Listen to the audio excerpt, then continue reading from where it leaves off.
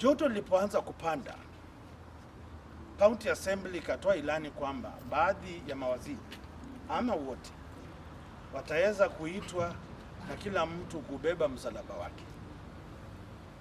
Mheshimiwa Governor akasonga kwa kasi na kuwafuta kazi na akatangaza, na mimi naamini hakutangaza tu kwa kustuka, lazima alifanya majadiliano na watu fulani, na akasema it's for the good interest of the people of Bungoma, common good.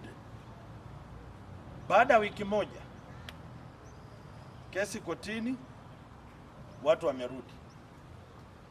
Akasema law abiding Kenyan, I agree with the resolution of the court that I reinstate them. Fine.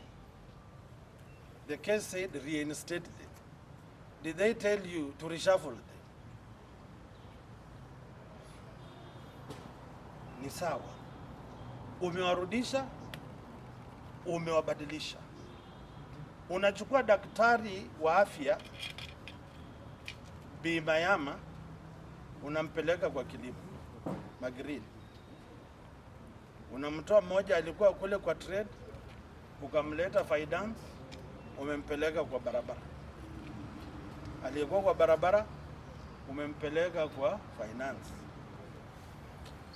Whom did you consult?